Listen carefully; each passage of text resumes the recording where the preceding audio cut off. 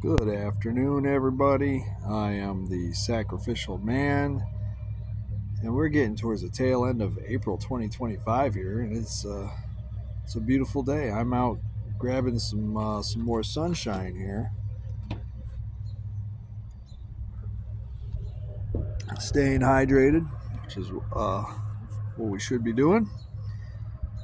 And yeah, what a week! It's Monday, and I'm already saying what a week. Last week was tough. Last week was tough. We got a new manager at work, and I've worked with this guy before in the past.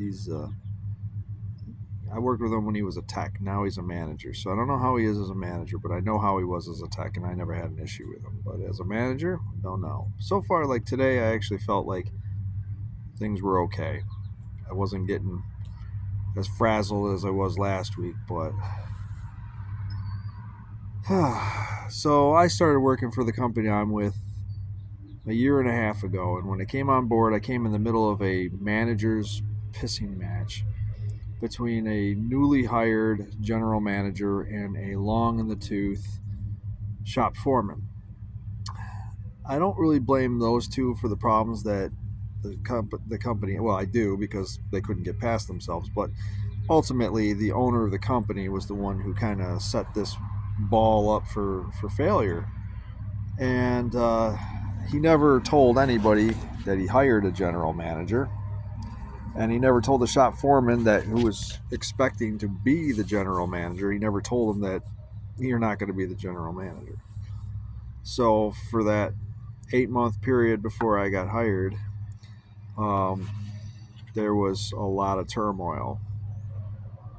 I'm not going to name any names. I'm not going to bash too hard, although it was pretty stressful because the the whole setup was just, I call it bubblegum central, because we weren't like fixing stuff. We were bubblegumming stuff together for farmers.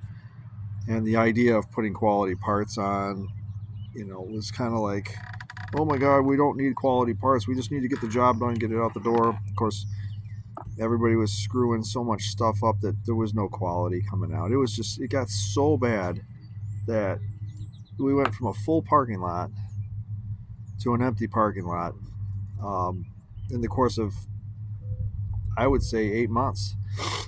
All winter, our parking lot was pretty much empty. We're attached to a construction company, so we do repairs for the mothership, and that kept us alive. But I heard nothing but customer complaints about quality, pricing, personalities, and I was hired on as a parts guy, so there's not much I can do about any of the customer relations stuff, other than understand, listen, forward the information to the proper authorities, and hope for the best. And all while doing that, maintaining my goals and targets that I wanted to achieve within my own department. I was hired as a parts manager, quote unquote parts manager. Seems to be that I'm now getting to be able to express myself a little bit better now that the new manager's here and he understands a little bit what's going on, and what he has some pretty serious goals. Retired Army, kind of drill sergeant-ish, at the same time kind of goofy at the same time, which I got no issues with that. But I last week came to a head based on some things that I heard that some people in the shop had said about me, and what the new manager, observed. And you know what? I'm not going to deny any of it. I'm difficult to get along with. I am. I'm difficult to get along with because I don't have the patience for stupidity. I don't have the patience for laziness, and I certainly don't have the patience for unprofessional behavior. So if you come up to me, I'm sorry, my nose is just itching today. If you come up to me and you start giving me the parts never has it, parts is always wrong, parts guys, this, that, and the other thing, and you don't have your shit in order, be prepared to get a pretty good put down, because I'm not going to sit here and listen to people tell me that I'm a piece of crap when I've, full well that everybody, you know, the way I look at it is we all ended up here, so you're no better than me at this point. But a little bit about my background. I've been in the heavy trucking industry for 20 plus years. I did a short stint in farm parts and farm equipment, and then as of for the last year and a half, I've been a mixture of heavy truck and construction equipment. So I don't really know construction equipment that well, but trucks I know almost too well. So I my career has always been dealer driven.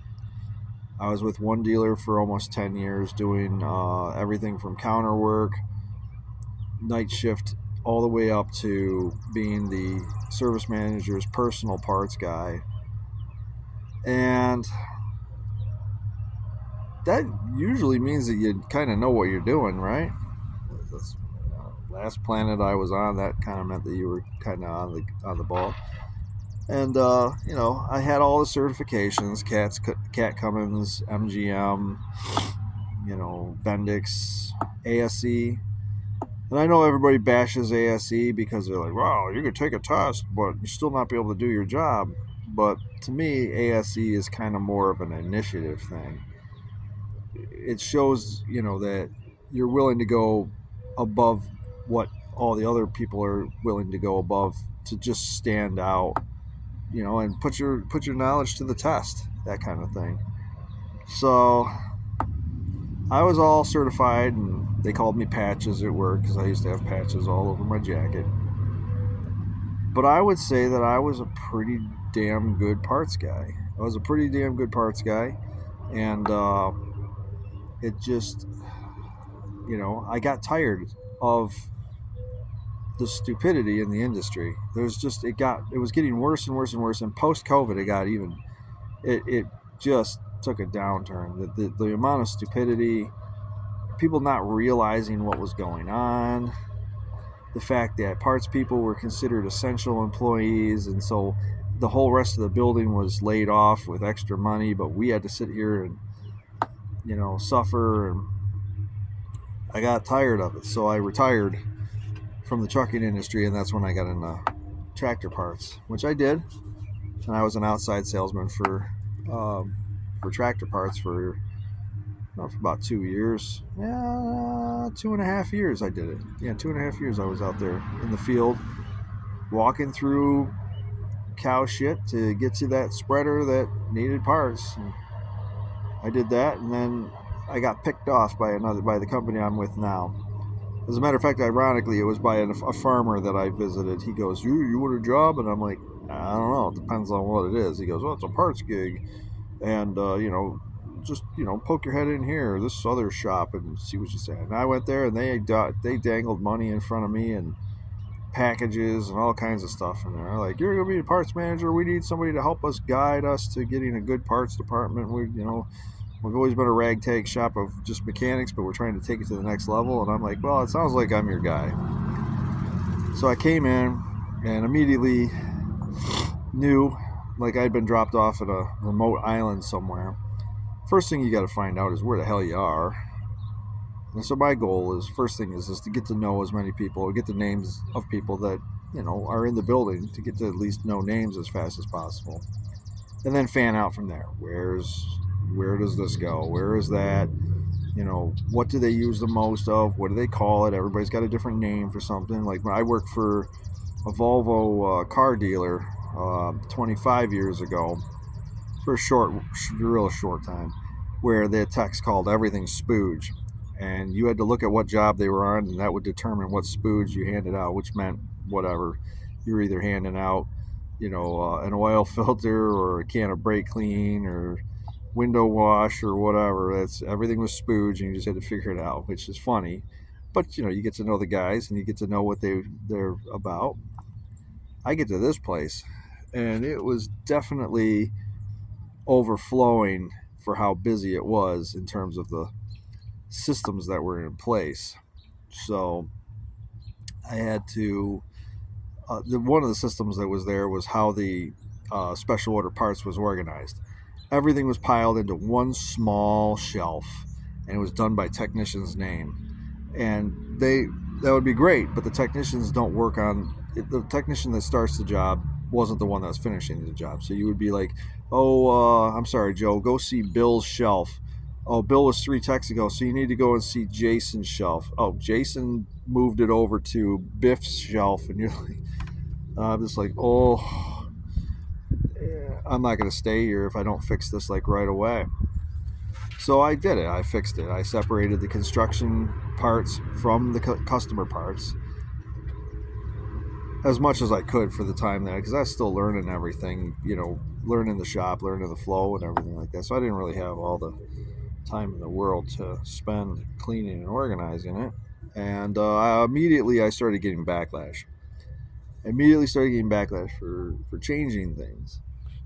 And I'm like, these are things that are just every parts department has in place. They have a special order shelf that's organized some way, and it's not done by the technician's name because you don't know if that technician's even going to be hired there the next day. Techs come and go, and you just wait, and the tech might be gone next week, which a handful of those techs have all moved down the road, so all the names had to change anyways. And there was no tracking anything. They were asking me to do certain things, so I tried a few things. As I said, the backlash from the uppers came on pretty strong, pretty fast. And eventually, I had changed enough things for my own sanity and for the sanity of the shop that now I've got the nickname Rogue. I'm Rogue. I went rogue. I did not follow. I went out of lane, which I'm not out of lane. I'm taking care of the parts department. But they wanted something other than what I was actually bringing to the table, because I don't know if they actually knew what they had brought to the table.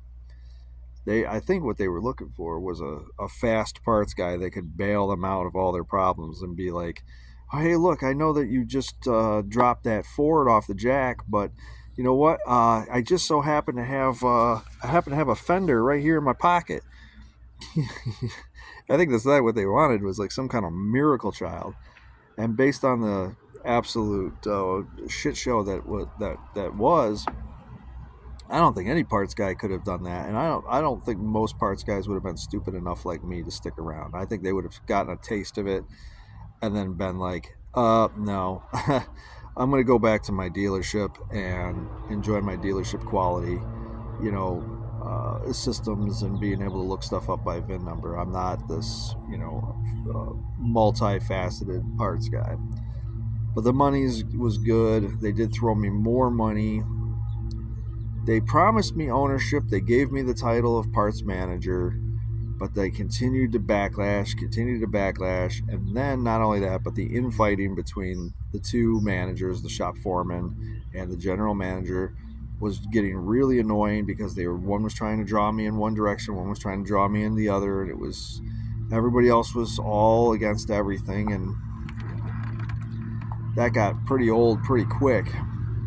And it came to a head where the shop foreman made one last push to become the store manager. And he got it. They gave him the opportunity. So they demoted the store manager and made the shop foreman the store manager. He, in turn, immediately tried implementing new protocols, which I'm all about that because I want procedure. I don't want 5 techs storming the counter and going, "Where's my parts?" It's like, get out of here. There's a system in place. We can track these things, and just screaming at me is not the system that I'm going to agree to. So we started it, and it broke down within the first 2 weeks.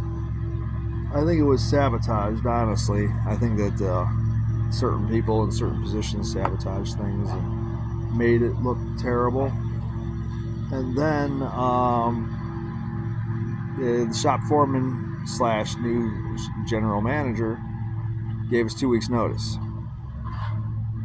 and then he left 1 week later. So now we were a ship without a rudder, and things just kept getting worse and worse and worse and worse and worse. I tuned out.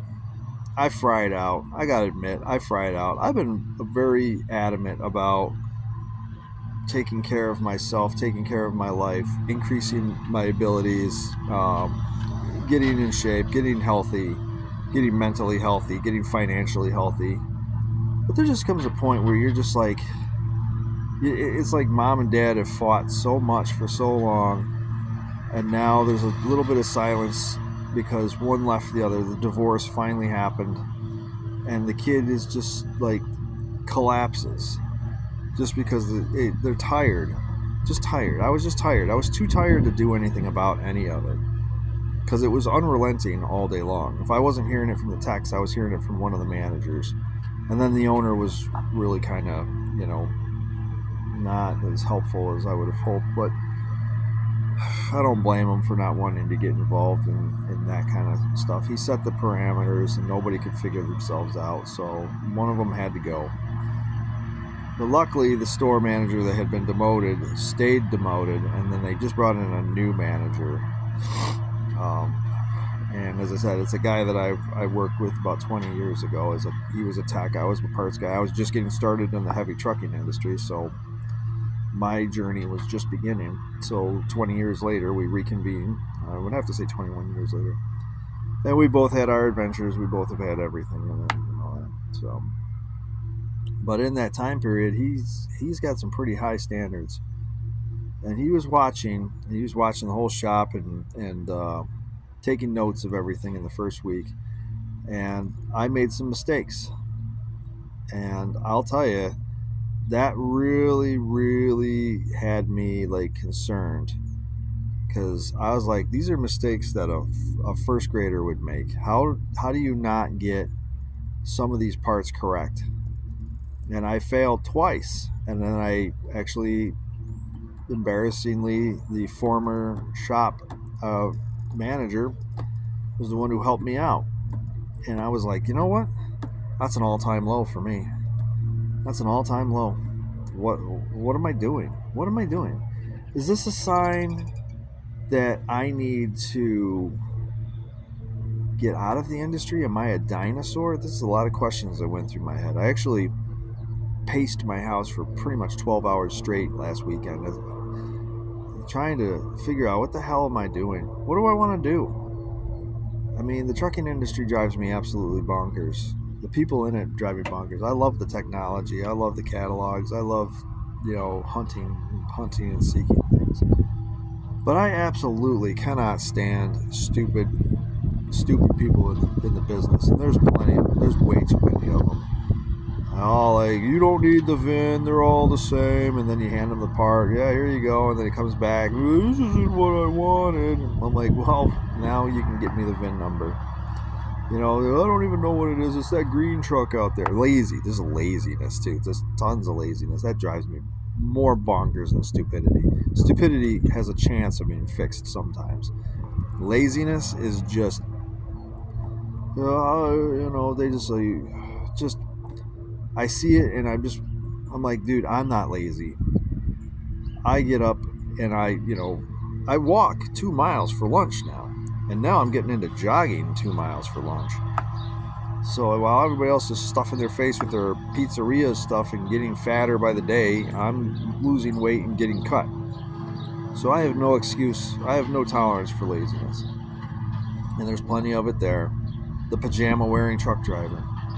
Unbelievable. Comes in, Slurpee in one hand and a pastry in the other. I don't have the VIN number. Truck's outside if you want to look at it. Get the fuck out of here. Get out of here. Anyways, that's what I kind of walked into where I am now, was just a whole slew of terrible habits. Real bad habits. So the parts guy should know what I need to order. Yeah, well, guess what? If I'm paid by selling parts, I'm going to order you the whole damn truck, because my commission check would be awesome. If you told me that it gave me carte blanche to order whatever you needed, whatever I felt you needed, well, hell, you're doing a kingpin job? Yeah, the driver needs a new seat, maybe a rebuild kit for his fifth wheel, a couple new taillights, LEDs, of course, And then I'd be accused of getting the wrong parts or ordering stuff willy-nilly. And then the other one that I hate is that somebody comes up and asks for a quote and assumes that because I quoted it, I ordered it. So then I quoted it, and now here you go, here's your quote. To me, when the job is sold, you come to me and I order it. And then 3 days later, they're going, so how are we coming on those parts? What parts? Oh, the ones you quoted the other day. Oh, yeah, the ones I quoted the other day. Yeah, the ones that I didn't order because they were still in quote form and I was waiting for an authorization from somebody other than me because I don't authorize my own parts orders. Otherwise, I would pad my pockets. I would order everything and be like, look, there's going to be a hell of a check. I just sold everybody everything. This ends now. This new guy, this new manager, I don't think is going to do that. And if he does, he's going to understand that I can be a dick. I can be a dick. This is my chance to run my own parts department to the best ability. I want an excellent parts department. That's what I've been waiting for. 20 years in the making. I have thrown myself out into so many different situations and taken on different challenges and projects there where everybody else is like, they don't pay me enough, and and I had that idealism. It's kind of hard to deal with right now because I feel so dead inside. But today I declared, based on just looking at some old stuff from back in the old days, that I am a good parts guy. I'm not only a good parts guy, I'm a pretty great parts guy. I was trained by some of the best people in the industry, I think. I've been certified, I've been around, I've thrown myself out there to try and better my life, to increase my knowledge and experiences by actually taking on new things that I might not be familiar with. And this job is a perfect example of that. We don't work on the same thing twice. So I could be working on an excavator, or looking up parts for an excavator. 2 minutes later, be looking up parts for a skid steer. After that, a Kenworth T880, and then after that, a 1980 Dorsey trailer. It's like the menu that's always changing. And I'm proud of myself. I'm proud of the work that I did, and I should be proud. I think that I got gaslit at work by certain individuals that I'm not going to name, but I think I got gaslit into believing that I was a bad parts guy because I made mistakes, and they were always telling me about how much experience they had and how this, that, and the other thing, and how the last guy was this and everything. And I think I let it get to me, and because I let it get to me, I started failing even more. I became the guy that I was afraid of becoming, the dinosaur. So I declared, today, no more of that. I'm taking ownership again. We're going full bore. I am going to be the parts guy that I'm supposed to be. So that's going to be it. I'm going to be the parts manager there. I'm going to be managing not just inventory, but I'm talking like running reports, setting the inventory to our actual needs, not just stocking a bunch of random shit that people think that I should stock, holding my vendors accountable for stuff, cleaning and organizing, running spreadsheets and databases, and that's what I'm going to do. And if I do that and I increase my game to full bore, and they see what I'm capable of doing when I'm full bore, then I'll be in a much better position when it's actually time for me to go, all right, now it's time to get out of the industry. Because that's always in the back of my mind. I do not want to die as a parts guy. I know 2 guys who died at their desk. I know 2 parts guys that died at their desk. Absolutely ridiculous that anyone should have to do that, or even have an opportunity to do that. It's just that they parts guide, and management never checked on them to make sure they were okay. They never check in on anybody to make sure they're mentally okay. Are you okay? Just say, hey, just want to do a little something for the parts department today. I think that's important, but most places don't do that, and then their parts guy passes away, and then they're like, oh my god, I can't believe he passed away. It's like, I can. We've been dead inside for years. You just never checked on us. It's just nobody had ever come to collect the body. The joke is that my soul was stolen by a woman who we used to call Satan. She was one of the meanest parts people I've ever met, and she stole my soul and used it to floss her butt crack. She's no longer a parts person. She now works something completely else. So I think that she's probably happier, and here I am still toiling away doing this. But as I said, I'm going to flop over and we're going to do the best parts gig that we can. If this is my final hurrah as a parts guy here, this is going to be my best hurrah yet. I'm going to make sure it's just top notch, top notch. I'm going to take the time to actually make it right, make it good, make it invincible. I'm going to show them that I am absolutely 100% irreplaceable and that parts guys are not all liabilities. Most of them are. But there are some. There's a handful out there that are valuable assets to an organization, and they need to be. When you have one, you need to respect that, because if they leave, you're back to having a liability, and you might not get what you want. Thanks for watching. Sacrificial Man, hanging in there. See you.